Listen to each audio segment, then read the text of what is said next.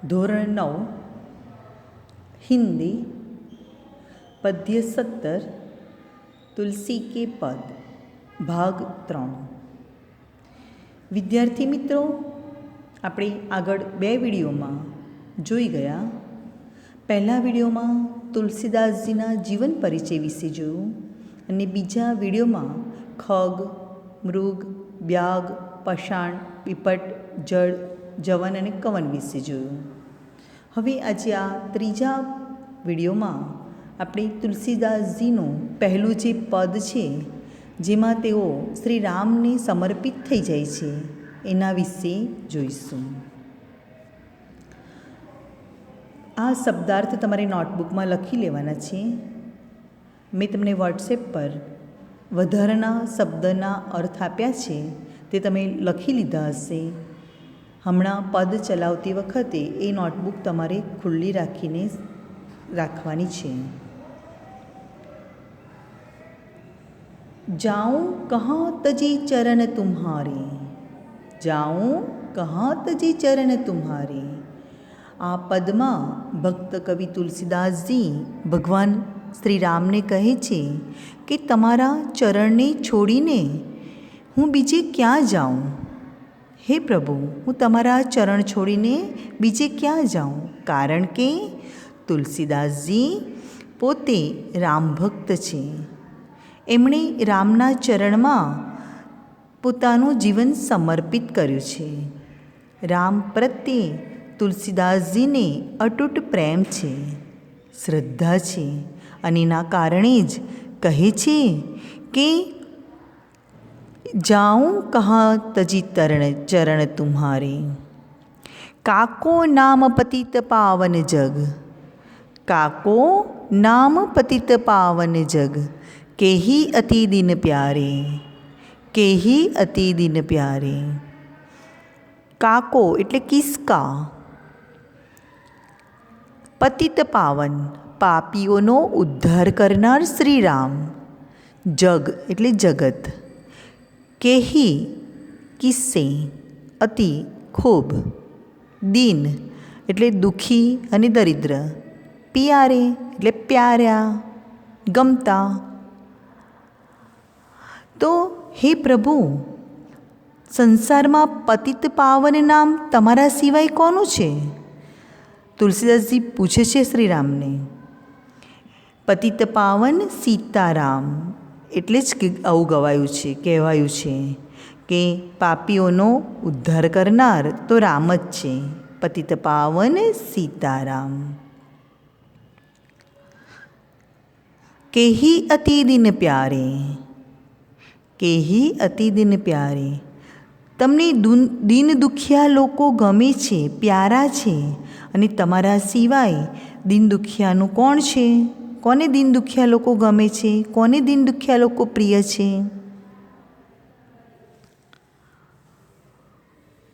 કોને દેવ બરાઈ બિરદ રહિત, હઠી હઠી અધમ ઉધારે। કોને એટલે કોણ? કિસકો? દેવ દેવતા, બરાઈ બરાઈ એટલે બડપ્પન, શ્રેષ્ઠ, બિરદ હિત, બિરદ હિત, બિરદ એટલે નામ, બડાઈ, યશ, હઠી, હઠી એટલે હઠ, અધમ, અધમ એટલે પાપી, દુષ્ટ, નીચ, નિષ્કૃષ્ટ, અને ઉદ્ધારે એટલે ઉદ્ધાર કરે। તુલસીદાસજી કહે છે, હે પ્રભુ, તમારા સિવાય અન્ય બીજા કયા દેવો છે જે આગ્રહ કરીને દુષ્ટોનો ઉદ્ધાર કરે છે અને અને મોટાઈ મેળવે છે? તમે જ છો કે જે દીન દુઃખીઓને નો ઉદ્ધાર કરો છો। ખગ, મૃગ, વ્યાઘ, પષાણ, બીટપ, જડ, જવન, કવન, સુરતારે। ખગ એટલે પક્ષી, ગીધ, મૃગ એટલે હરણ, વ્યાઘ શિકારી, પષાણ પથ્થર, બીટપ વૃક્ષ। આ બધા જે છે પક્ષી, મૃગ એટલે હરણ, શિકારી, પાષાણ એટલે પથ્થર, વૃક્ષ, યવન, આ બધાને તમે જ તાર્યા છે. તમે જ આ બધાનો ઉદ્ધાર કર્યો છે. આપણે આગલા વિડીયોમાં જોઈ ગયા છે બધાનો કેવી રીતે ઉદ્ધાર થયો તે. તો તમે જ એ કહેવા છો કે જે આ બધાનો ઉદ્ધાર તમે કર્યો છે. દેવ અનુ દનુજ મુનિ નાગ મનુજ સબ માયા બીબસ બિચારે. દેવ દનુજ મુનિ નાગ મનુજ સબ માયા બીબસ બિચારે. દનુજ એટલે રાક્ષસ, મુનિ ઋષિ, મનુજ એટલે મનુષ્ય. આ બધા જ એવા છે,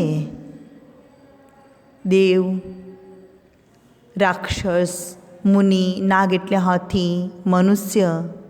હે પ્રભુ, આ બધા કેવા છે? તો આ બધા માયાથી ઘેરાયેલા છે, માયાથી વંશીભૂત થઈ ગયેલા છે. આ બધા જે કંઈ વિચારે છે તે માયાથી, મોહથી, લાલચથી વિચારે છે. હે પ્રભુ, તમે જ આ બધાથી અલગ છો. तिनके हाथ दास तुलसी प्रभु, तिनके हाथ दास तुलसी प्रभु, कहाँ अपनोपन पावे हारे, कहाँ अपनो हारे. અપનાપો એટલે અપનાપન. તો તાત એટલે પિતા. તિનકે હાથ, આ બધાની સાથે, હે પ્રભુ, આ બધાની સાથે સંબંધ જોડવાથી કંઈ ફાયદો થતો નથી. મનુષ્ય અને દેવતાને, રાક્ષસને બધાની સાથે સંબંધ જોડવાથી કશો લાભ થતો નથી. આ બધાની સાથે સંબંધ જોડવામાં કોઈ અર્થ લાગતો નથી. અને આમ તુલસીદાસજી પ્રભુને, રામના ચરણોને છોડીને બીજે ક્યાંય જવા માગતા નથી. કેમ? કારણ કે એમને, તુલસીદાસજીને પ્રભુમાં અપનાપન લાગે છે, પોતાપણું લાગે છે. આ પહેલી રચના મેં તમને સમજાવી દીધી. તમે આ નોટબુકમાં લખી લેજો. અને બીજી રચના, બીજું જે તુલસીદાસજીનું પદ છે તે હવે આપણે આવતા વિડીયોમાં સમજીશું.